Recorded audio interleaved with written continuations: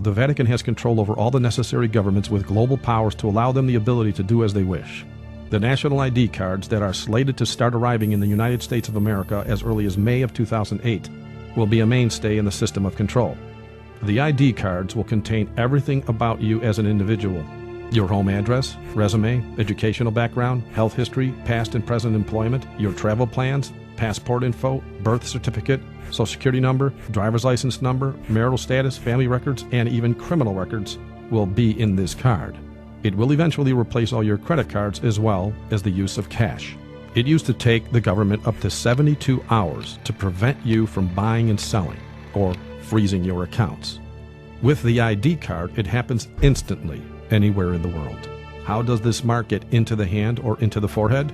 In Jeremiah chapter 38 verse 23 it says, "Thou shalt not escape out of their hand, but shall be taken by the hand of the king of Babylon, and thou shalt cause this city to be burned with fire." Ecclesiastes 9 verse 10 says, "Whatsoever thy hand findeth to do, do it with thy might. For there is no work, nor device, nor knowledge, nor wisdom in the grave whither thou goest." In prophecy, the hand represents being forced against our will. It is also used to describe our ability to buy and sell, or work, as Ecclesiastes 9 verse 10 puts it. In Hebrews chapter 10 verse 16 it says, "This is the covenant that I will make with them after those days, saith the Lord. I will put my laws into their hearts, and in their minds will I write them." Scientists have recently mapped the human brain and found the forehead is where decisions, judgments, and free will are made. We are sealed in the forehead when we make the free will decision to accept either God's law or man's law. We are also marked in the right hand when we are forced against our will to break God's law. The mark is a choice. It's no different than the choice Mordecai, Shadrach, Meshach, Abednego, Daniel, or the millions of Christians made before you. Will you follow God's law or man's law? Matthew 16:25 says, "For whosoever will save his life shall lose it, and whosoever will lose his life for my sake shall find it." Does Rome boast of its mark as being Sunday in direct agreement with prophecy? Sunday is our mark of authority. The church is above the Bible, and this transference of Sabbath observance is proof of that fact. Do they seek to enforce Sunday laws? This organization proposes in every possible way to aid in preserving Sunday as a civil institution. Our national security requires the active support of all good citizens in the maintenance of our American Sabbath. Sunday laws must be enforced. Pope John Paul II said, "Christians will naturally strive to ensure that civil legislation respects their duty to keep Sunday holy." Does Rome plan to make good on that threat? Let me have both sides available, please. Step down. It's the daily crush. 2.5 million passengers surging through airport security checkpoints. Starting today, TSA officers now offering a friendly warning. Next year, make sure you have the star on your ID, because you have to be in compliance with the Real ID Act. You just won't be accepted next year, okay? As of October 1st, 2020, you won't be able to fly if your driver's license doesn't have a Real ID star in the top corner. With the clock ticking, state DMV offices are bustling. Everybody required to prove their identity with 4 forms of ID. I brought my passport, so I have a valid passport. I brought my social security card. And 2 more, like a current driver's license, a utility bill, payroll stub, birth certificate, or military ID. If you've changed your last name, you'll need proof, a marriage or divorce certificate. It's not just flying, you're also going to need a Real ID to enter a military base or even a government building. Don't wait till the last minute, and absolutely, when you come in, be prepared. Passed after 9/11, the Real ID law creates a single national standard for all 50 states. It doesn't matter when your license expired. By October 2020, it has to be Real ID compliant.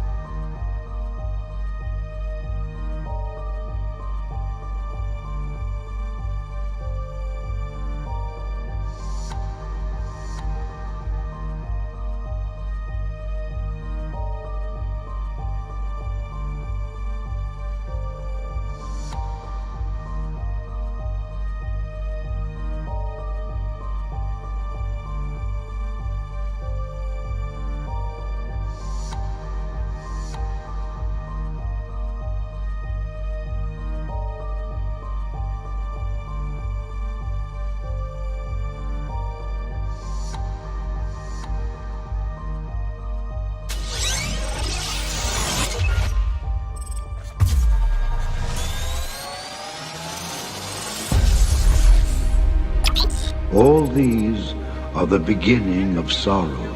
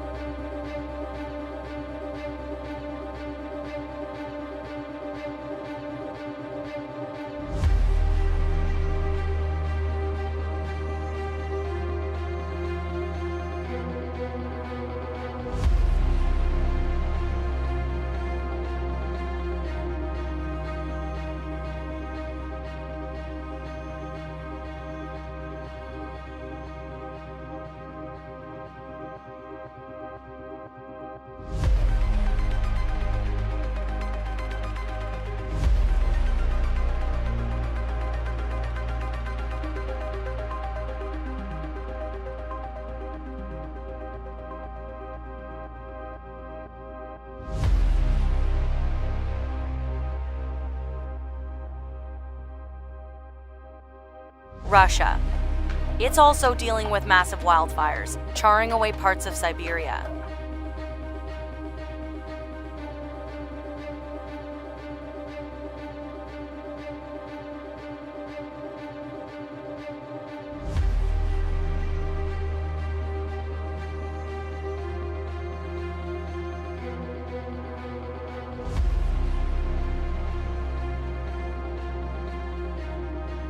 And ye shall hear of wars and rumors of wars.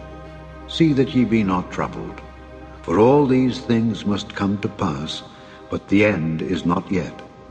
The Israeli army has pulled back from its positions close to the border with Lebanon. It's on high alert, awaiting Hezbollah's promised retaliation for the killing of 2 of its operatives in airstrikes in neighboring Syria.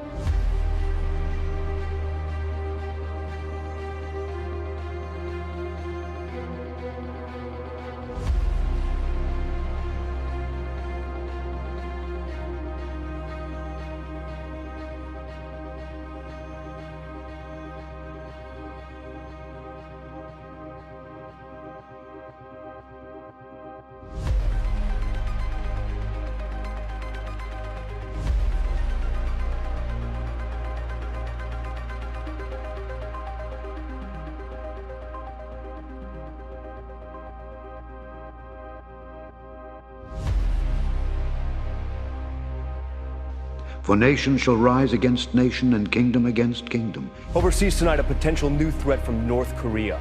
Satellite images, you see them here, showing North Korea may be building a submarine capable of launching nuclear missiles.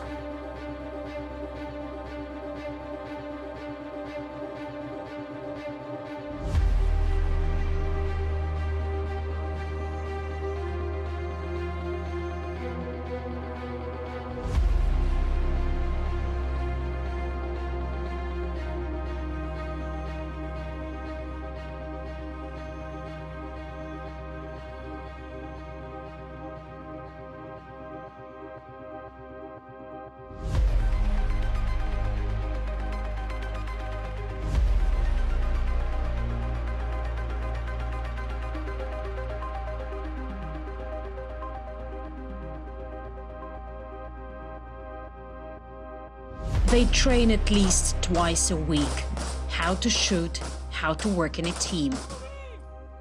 These American contractors are preparing to take up arms in a distant land against Islamic State. They're hurting kids, they're hurting innocent people, and they're saying it's in the name of Islam. It doesn't work that way. There's always a bigger and badder person.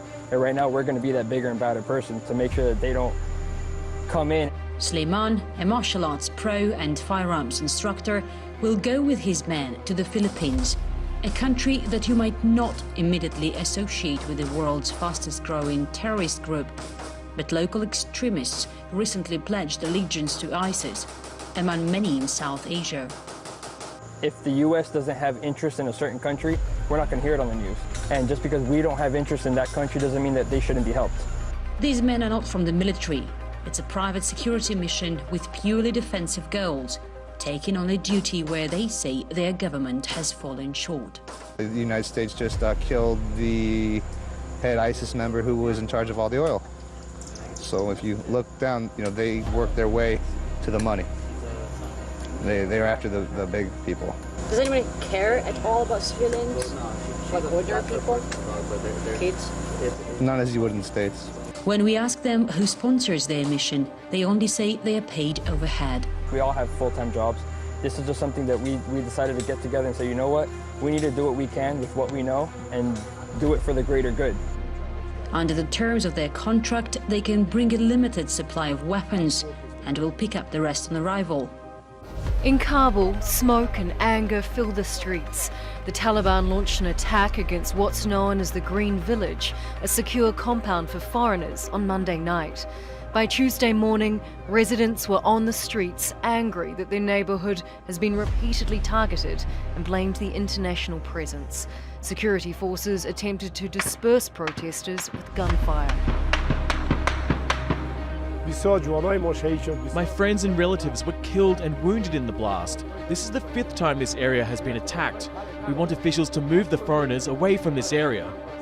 The Taliban detonated a tractor packed with explosives. A search and rescue operation for foreigners and residents lasted through the night. More than a dozen residents were killed. Despite Khalilzad's optimism, the Taliban is still looking for leverage. Its fighters launched a major operation in Kunduz over the weekend, attempting a repeat of a 2015 takeover of the city. When US and Afghan special forces repelled the attack, they moved south, attacking Polikumri, another provincial capital, leading to questions about when their violence will decrease. The ceasefire issue will be discussed in talks directly between the Taliban and Afghan government, and that is part of our deal with the Taliban. The Taliban will gradually decrease fighting, which will lead to a ceasefire. Several African nations have advised their citizens to exercise caution while in South Africa. Police in South Africa try again to stop rioting and looting in some poor neighborhoods in and around Johannesburg. It's been like this since Sunday. Some of the businesses and shops vandalized belong to foreign nationals. Crews race to beat back flames that reached the fence of this Southern California home, one of hundreds threatened when heavy winds kicked up the Tanaha fire Thursday afternoon. All of a sudden, it just started taking off. Some 800 firefighters facing 90-degree temperatures attacked the fire with bulldozers on the ground and water-dropping helicopters from above. We did have a full strike team of resources deployed, so we had firefighters on the backyards with hoses, and they were protecting those structures. Some people also hosed down their own homes in an effort to keep them safe, and crews cleared out material that might quickly catch fire, tossing pillows and cushions into the pool.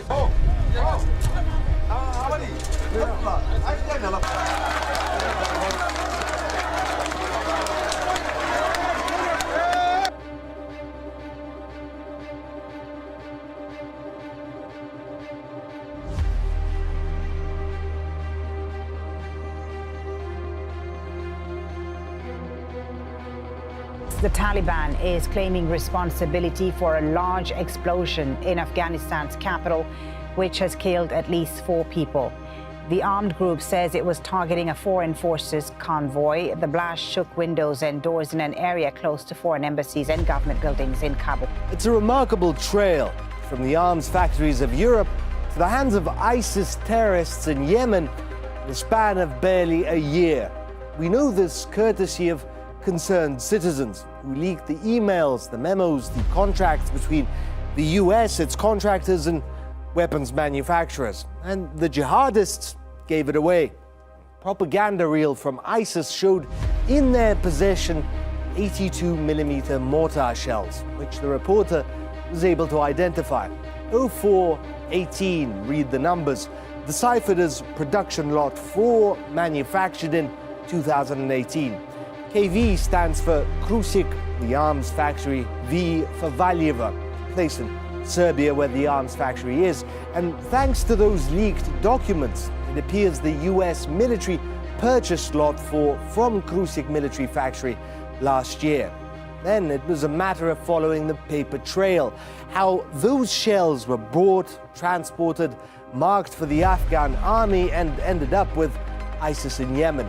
The reporter that discovered all this is certain in her findings. Video makikita ang isang motorsiklo na papasok sa paradahan ng mga motorsiklo. Maya-maya biglang nagkaroon ng malakas na pagsabog. Sa lakas ng pagsabog, halos natumba ang mga nakaparadang motorsiklo at tolda sa lugar.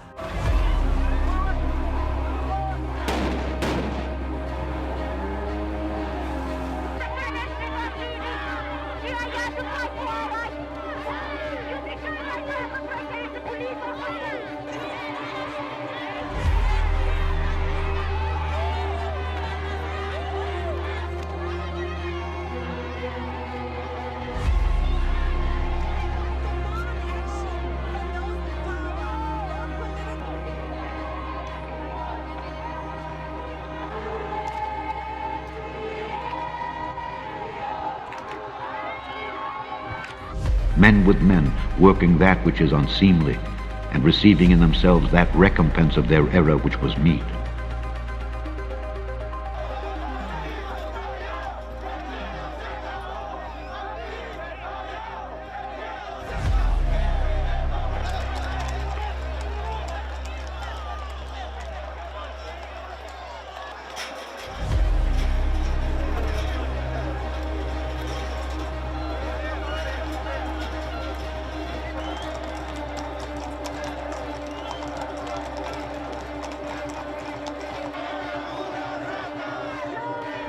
A fourth death has been reported from a severe lung illness linked to vaping. The CDC says it's looking into more than 450 cases in 33 states.